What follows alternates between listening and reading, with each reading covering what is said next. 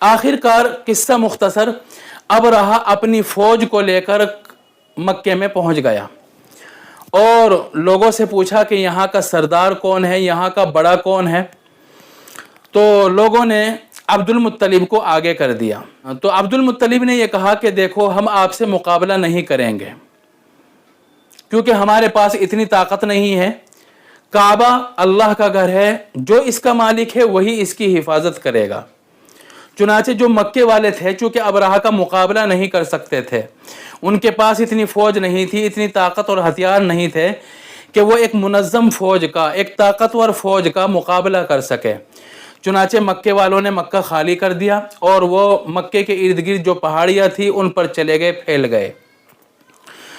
अब अबरहा ने काबे को मुनहदिम करने का इरादा किया। जो उसका सबसे ताकतवर और सबसे बड़ा हाथी था महमूद, वो आगे चलने के लिए तैयार ही ना होवे। अल्लाह की तरफ से उसका ऐसा मन बनाया गया कि अबरहा आगे चलने के लिए तैयार ही नहीं हुआ, क्योंकि अबरहा ये सोच रहा था कि काबे के जो सुतून हैं उन सुतूनों में रस्सी बांधी जाएगी और रस्सियों का दूसरा सिरा हाथियों की गर्दन में बांध दिया जाएगा और फिर हाथियों को चलाया जाएगा। जैसे ही हाथी चलेंगे, काबे की दीवारें और काबे की इमारत मुनहदिम हो जाएगी और काबा इस तरह गिर जाएगा। लेकिन हाथी आगे बढ़ने के लिए तैयार ही नहीं हुए।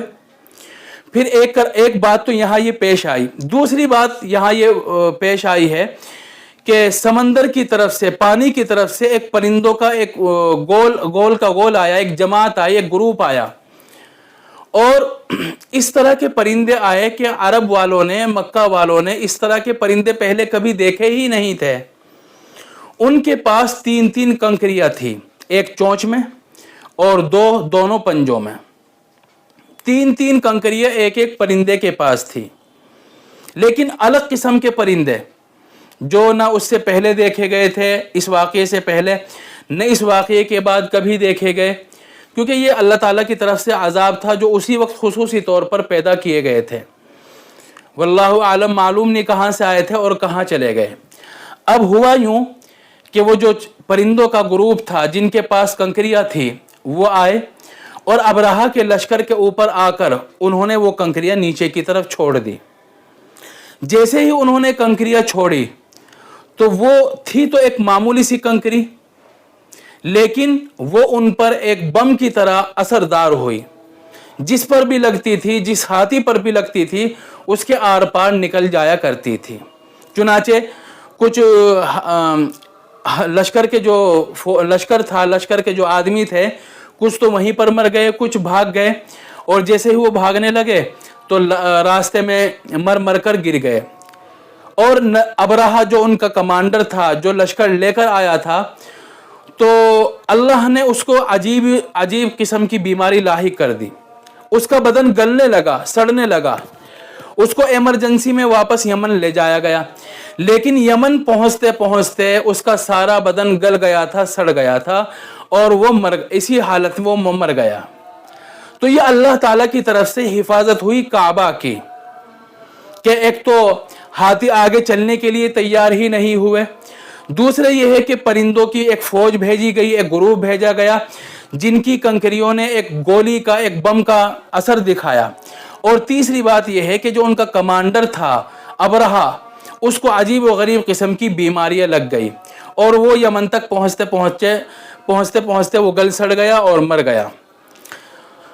इसके बाद तो फिर मक्के वालों की और ख़ास तौर से कुरैश की अहमियत पूरे अरब के दिल में बैठ गई थी कि देखो भाई, ये वाक़ियतन अल्लाह वाले हैं, इनके पास काबा है, तो इनकी तो हिफाजत अल्लाह ने की है अपने परिंदों के ज़रिए से, चिड़ियाओं के ज़रिए से। ये वाक़ियतन अल्लाह वाले हैं, इनका अल्लाह से खुसूसी तौर पर रिश्ता है। तो इस वाक़ये को अल्लाह ने इस सूरत में बयान किया। चूँकि इसमें बड़ी तादाद में हाथी थे, इसलिए इस सूरत का नाम सूरतुल फील है और ये हुजूर अकरम सल्लल्लाहु अलैहि वसल्लम की पैदाइश से चंद रोज़ पहले ही पेश आया था। अब इसका तर्जमा कर लेते हैं। बिस्मिल्लाहिर्रहमानिर्रहीम। अलम तरा, क्या तुझे नहीं मालूम, کیف فعل ربک، کیسا کیا تیرے رب نے، باصحاب الفیل، ہاتھی والوں کے ساتھ، الم یجعل کیدہم فی تضلیل، الم یجعل کیدہم، کیا اللہ نے نہیں بنا دیا ان کی تدبیر کو، فی تضلیل، غلط، یعنی وہ ایک منصوبہ بنا کر آئے تھے، حملہ کرنے کے لیے آئے تھے، لیکن اللہ نے ان کا سارا منصوبہ ختم کر دیا۔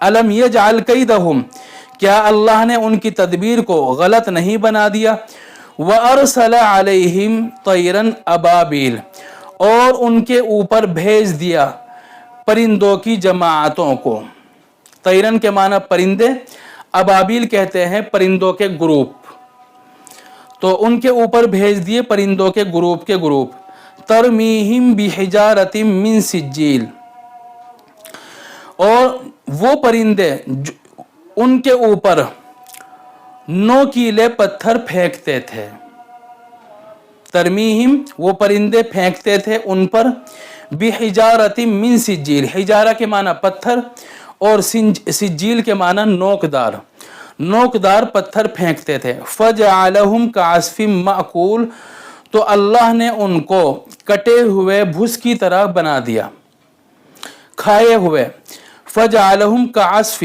عصف کے معنی بھس اور معقول کے معنی کھایا ہوا، تو اللہ نے ان کو کھایا ہوا بھس کی طرح بنا دیا، یعنی جو بھس ہوتا ہے، بھس جو ہوتا ہے نا بکھرا ہوا ہوتا ہے، اکٹھا نہیں ہوتا، اور کچھ ادھر پڑا رہتا ہے کچھ ادھر پڑا رہتا ہے، اس کے اندر کوئی جان نہیں ہوتی، اور اگر اس بھس کو کوئی جانور کھا لے تو اس کی حالت اور بھی زیادہ خستہ اور خراب ہو جاتی ہے۔ تو اللہ تعالیٰ فرماتے ہیں کہ آئے تو تھے وہ اکٹھے ہو کر، طاقتور ہو کر، لیکن اللہ نے ان کو جیسا کسی جانور نے بھس کھا لیا ہو اس کھائے ہوئے بھس کی طرح بنا دیا، بے جان، خراب، بے حیثیت، کمزور، اس طرح بنا دیا اللہ نے ان کو۔ صدق اللہ العظیم۔